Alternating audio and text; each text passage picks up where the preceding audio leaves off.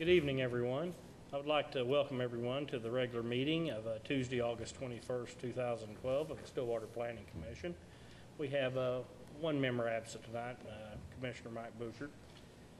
We'll go ahead and move on to item 2 of the agenda, land use items for discussion and possible action.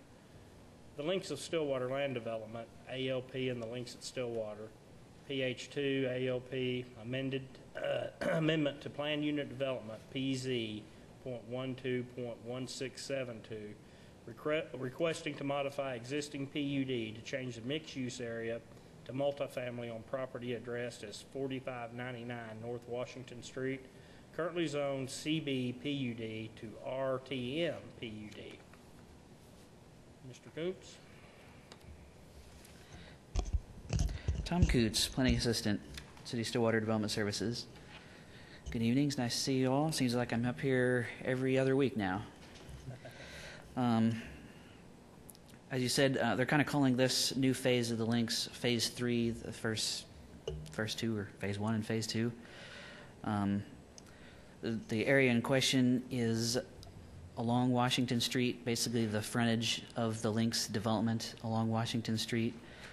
It encompasses all 3 of their existing entrances. It's up there. They're surrounded by, to the north, a property that's RSS, small lot single family.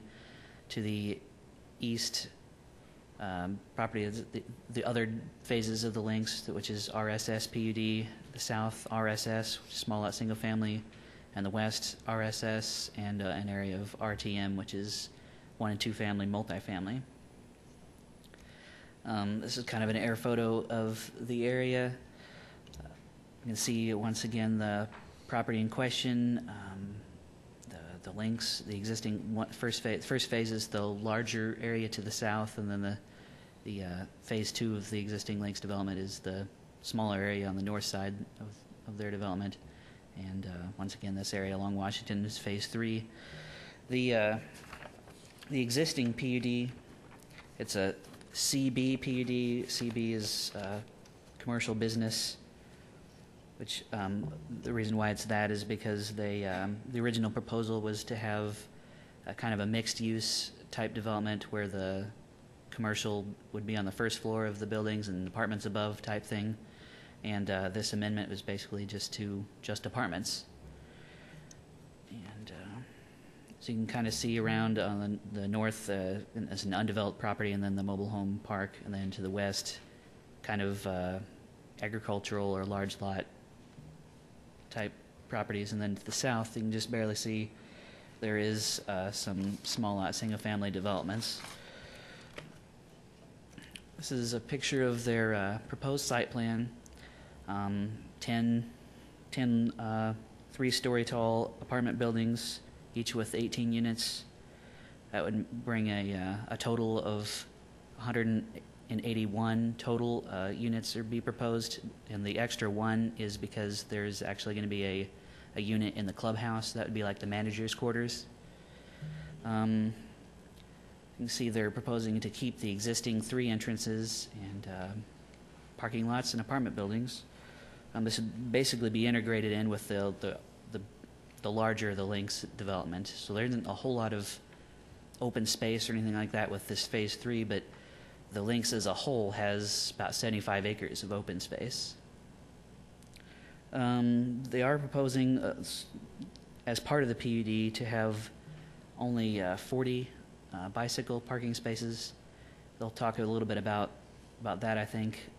Basically, they just don't think that 181, think that's too many for where they're located. This is some building elevations. We've got the 2 apartment plans and then the clubhouse. One of the apartment buildings will be up to a maximum height of 42 feet, ordinarily in the RTM zoning district, which is, once again, is going to be their base underlying zoning district. The maximum height is 35 feet, so as a part of this PUD, they would allow up to 42 feet. Staff finds that this amendment appears to be consistent with the intent of the previously approved PUD and is consistent with the comprehensive plan. The This Phase 3 would have up to 16.8 dwelling units per acre, but the links as a whole, when this is developed, it would have up about 6.1 dwelling units per acre. The comprehensive plan, for example, states that this area should be appropriate for medium density residential, which should allow for up to 12 units per acre. This phase of the development is less than the maximum allowed density of 20 dwelling units per acre in the RTM zoning district. As I said, they're proposing this phase would be 16.8. The entire links at Stillwater development would have a density of 6.1 units per acre if this PUD is approved. And finally, a revised traffic study will be required to be submitted prior to development to account for the changing uses for this phase of the development.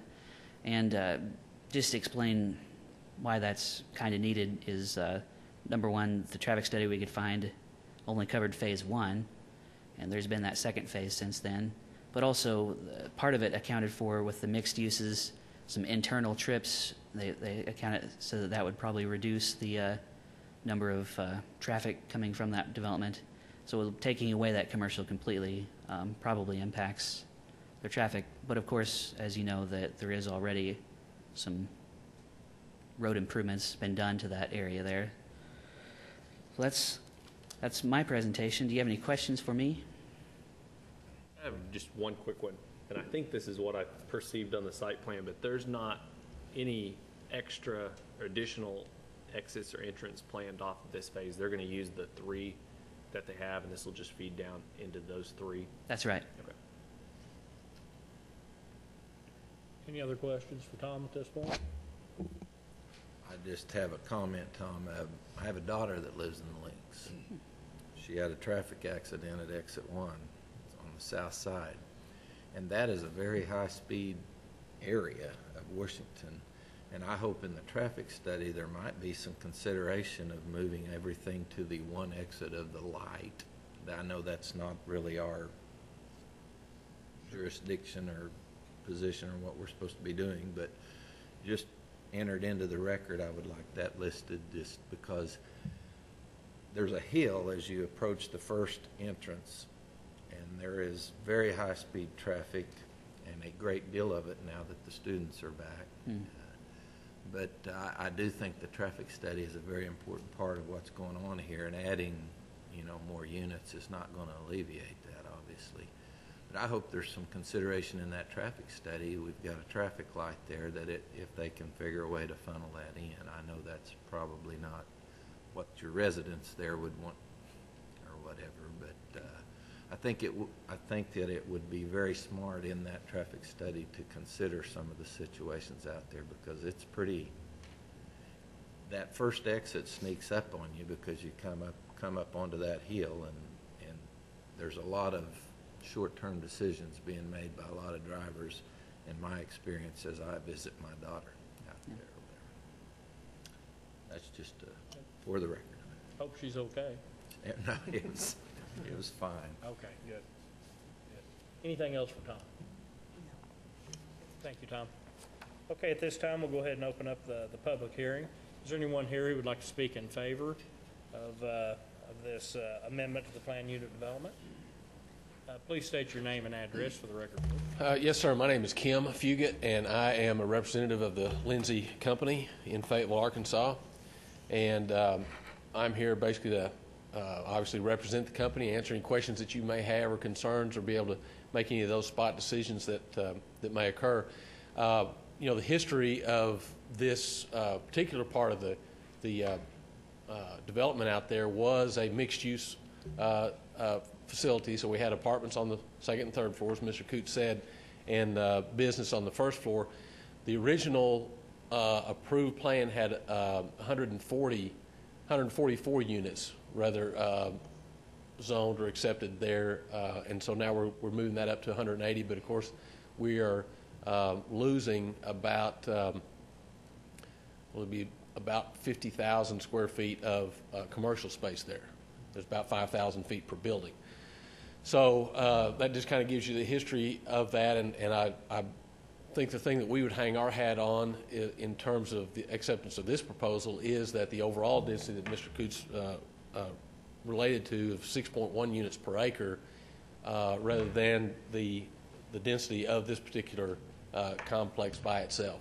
One other question I might bring up is the height issue. I know that y'all didn't bring that up, but with the 35-foot acceptable and the 42-foot that we are asking for, and some of that may come about in definitions. Mr. Coots, the definition that y'all use for height is the highest part of the building. Is that correct? The International Building Code defines height of a building as the midpoint on a building with a sloped roof, as the midpoint between the eave and the top of the roof, which is what we would typically use as our height. And in that regard, we're just a little bit below the 35-foot height as far as that definition goes. So whether that means anything or not, I don't know. But just something to throw in there. So I'm here to answer any questions. The only difference, I guess, that we would see in these buildings and the buildings that are there now, there are 3-story buildings. I believe they're much more majestic than the 2-story buildings. I think they'll create a good image down Washington Road there, and we have backed them up to the golf course. We had a public meeting with neighbors across the street, and the only concerns that were voiced at that time were automobile lights that would shine across Washington when people were parking their cars, moving their cars in the evening. We feel like the grading plan is such that those parking lots will be low enough at grade that those lights will be cut off, but we are willing to go on record to say that if that is not the case, that we will increase the landscaping to whatever degree that is necessary to help those people across the street with that. So I will just answer any questions you may have. Stick around. Yeah, one quick one. Mr. Buchert's gone, so this would be his question if he was here. But on the amount of bikes, I completely agree with you. I don't see a lot of people biking from there to campus. But to get that number that's considerably lower than what was recommended, did they do some research on use of existing lots in phase 1 or 2, or is that kind of just an arbitrary number? No, sir. That's a number that we have found is adequate on all our properties. You know, we have over 35,000 units in about 8 states, all the way from University of Alabama to OSU, and we have just found that to be really a more realistic number, okay. Especially on a property we're more a suburban property. Right. You know, if we were right at the school or downtown, we could expect that to be much higher, but for obvious reasons, the reality of it is we just don't see that at this point. Okay, thank you. Mr. Fugit, I noticed, currently the property slopes away from Washington Street to the east. I'm assuming with your parking adjacent to Washington Street and then your buildings kind of in between and kind of beyond that, I'm assuming that visually the building will be lower than Washington Street. Is that true? Not the top of the building, but the finished floor of the building. The finished floor is below, and yes, sir, I don't have that grading plan, and our civil engineer got sick on me, so he couldn't be here, but I believe that's the case, yes. It kind of lends itself to that, I'm assuming, with the right. elevation change. Right, and we hope to be able to maintain as much as that the existing mature tree growth along Washington that's there now, that as much as the grading plan will allow us to do. Okay. Any other questions? As a matter of curiosity, is there any change to the golf course? No, sir. Darn. Would you like it? Well, there's a few holes. Few holes? You have recommendations? Yeah. Well, Lindy, who lays the courses out, Lindy Lindsay he's a scratch golfer, and he tends to draw the ball, and I'm not a very good golfer at all, and I fade the ball, so I don't like some of his designs either. but they work well for his game. All right, thank you very much. Okay, is there anyone else who would like to speak in favor? Okay, seeing none, is there anyone who would like to speak in opposition? I just have questions. I've never been to a meeting like this Oh, before. well, come on up. Come on up. And just please state your name and address for us. My name is Shauna Munns, and I just bought the house across the street from you, so it's 4330 North Washington. And I just want to know, because I live on that hill that you're talking about, right across the street from number 1, I think it is, which is the south entrance, correct? So I just want to know how that's going to affect our driveway because it already has, it's so dangerous there. And I don't really care about the lights and the, you know, I'm wondering the construction and the traffic and how that's going to affect it, but more so the traffic. So, and you were saying that there's a research study that's going to be done, traffic research study? Yeah, and Tom, would you mind coming up kind of explaining, not in detail necessarily, about what a traffic study is? Thank you, Ms. Munn. You can try. Basically, we'll ask them to submit a traffic study after this preliminary PUD stage, after the preliminary PUD, they'll have to do a final PUD and a commercial use by right application, which is basically where you're actually applying for your building permits. Somewhere in that stage, with the number of apartments being proposed, it would generally trigger a traffic study requirement. And what it'll do is since it'll be a new traffic study, it will probably take into account today's traffic, because the last one that was done something like, about 10 years ago, or almost 10 years ago. And it will also take into account how this property is developed, now that it's developed, and also take into account this new proposed development, and try to make recommendations based on that.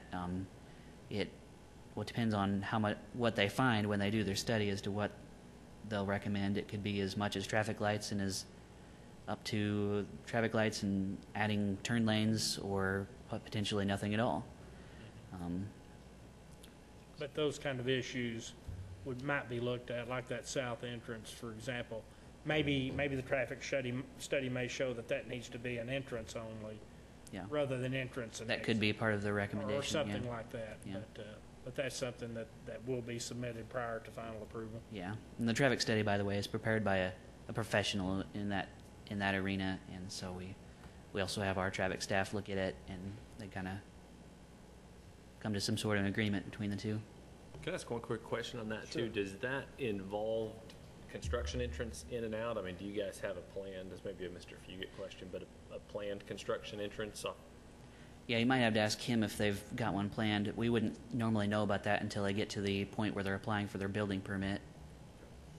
So I'll step aside. Before we do that, will the public have access to this traffic study, or is this something that goes on dependent on our vote tonight or whatever and the council?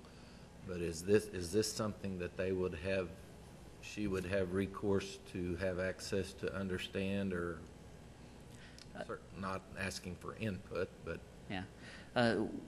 So once we get it, and that's a ways away from right now,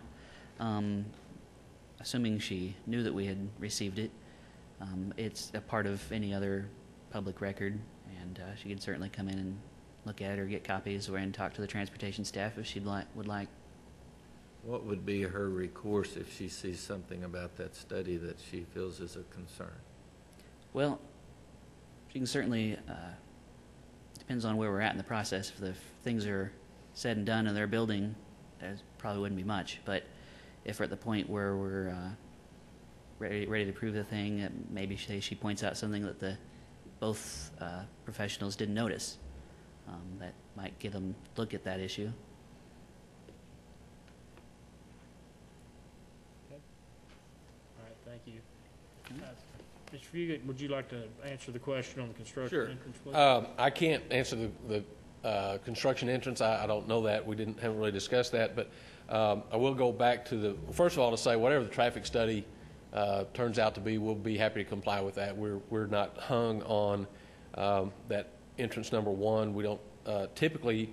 What happens in the approval process is, if we went back to the history, the emergency folks, fire trucks, ambulance will always want two ways in and out of a property. And, if you look at that, we actually do have three, but that third one over here runs back into the boulevard. And so if that were happened to be blocked, then this other access point, I'm sure we probably wouldn't have done that if not asked to originally. So we would not be opposed if the traffic study came back and said that needed to be an entrance only or emergency access only point on that entry number one. We wouldn't have a problem with that. And there again, as far as the construction entrance goes, we would probably try to stay out of the boulevard as much as possible, just so we don't interfere with our tenants. But, you know, we may be using either of those, you know, during the process, since we're kind of on both sides of the boulevard there. And our intentions are also not to make a curb cut in the median there that's at the boulevard entrance.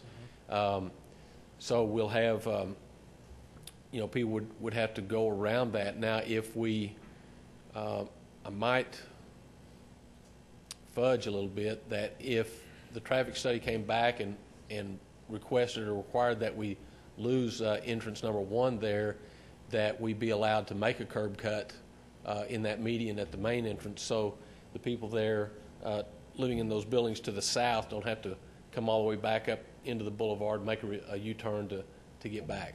But that would be the only concern I see that we might have about closing that south entrance or exit. And I think where Trey was headed, I think he was a little worried that you may bring a construction entrance out onto Washington, which I would highly discourage. Obviously, if there's a way to do it off your 1 or 3 entrance, I would definitely encourage that. Okay. Just because of the slowing of the traffic and the construction traffic, that kind of thing. I think we could create a dangerous situation for ourselves potentially. All right. If you would give some consideration to that, we'd appreciate it. I'll do that. All right, thank you.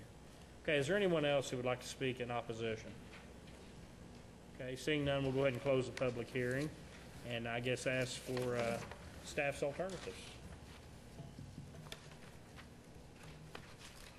Okay. Staff alternative number 1, can accept staff findings and recommend that the City Council approve the proposed preliminary PUD as presented. Could find that that additional information and or discussion is needed prior to making a recommendation, so either table the consideration to a certain date or table the consideration until the further information is available. We could find that the proposed preliminary PUD does not meet the review criteria and is not an appropriate use for the property, and recommend that the City Council deny the preliminary PUD. Thanks, Tom. Discussion, Commissioners? I might say that, did you really turn my mic off, Trey? I did. All right. Now am I on? Yeah. Not that anybody really wants to hear me. I don't have a problem with the height at all. 7 feet doesn't make any difference. I do, and I was out there, you know me, I'm going to talk about the swell and the elevation of the south entrance, point blank, period. We have to be better stewards of our entrance and exits and what we do on that. So, I mean, I think it's a fine project. I don't see any problem with it, and I'm not for sure what we can attach on there for traffic, but just my thoughts are going to be with that south entrance. And I'm sorry, Joe, your daughter had a wreck. I don't know if that's attributed to the swell or her swell, you know what I mean? But it could be a personal thing. No, but I'm glad she's okay. But anyway, I just would like to send it forward with extra attention, emphasis on a traffic study, especially on the south entrance, because we do have speed there, and it is a blind swell up and over that thing. Duly noted. Just, Go ahead, Trey. sorry. I just want to first say I hope your daughter's not watching tonight. I do too. I just want to say I think that you guys have done a fantastic job with the other 2 phases. I think it's been a great addition to Stillwater.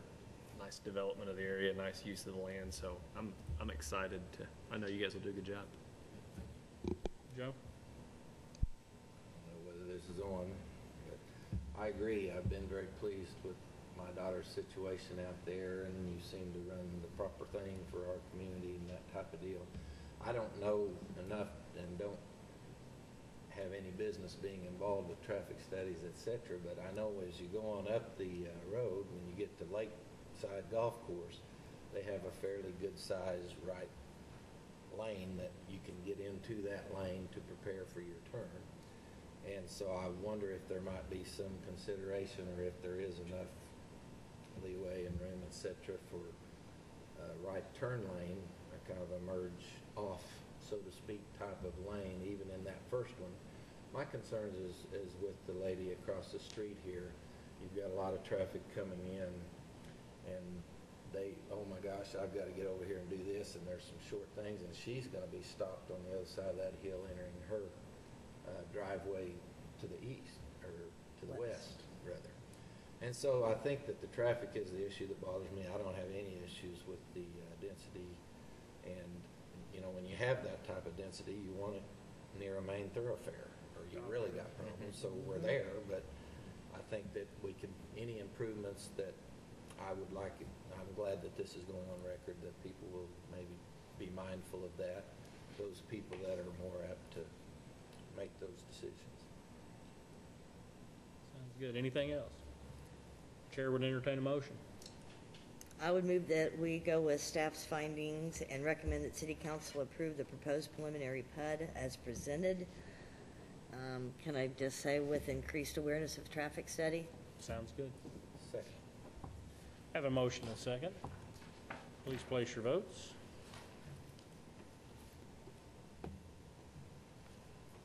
You got a pookie mics. Somebody get Mike. What did I say? Is he abstaining? Yeah, he'll be. Do what?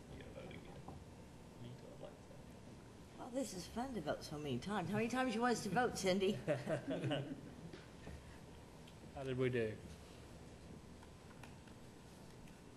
Okay. Yes, that passes with everyone present as yes. Thank you. Thank you. Okay, moving on, we have the approval of the regular meeting summaries of August 7th, 2012. Commissioners, any changes, deletions, additions? Amazing. Still none. I I'm serious. I'm looking for something. I had nothing. I would move to approve. Second. Have a motion and a second. Please place your votes.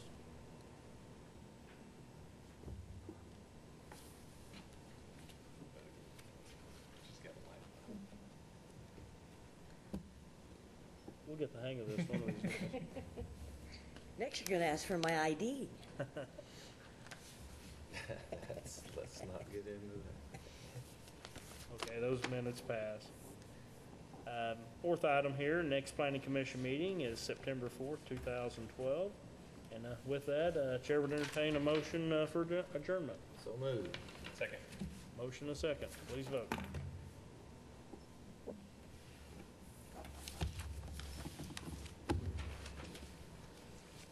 We are adjourned. Thank you. I'll be absent this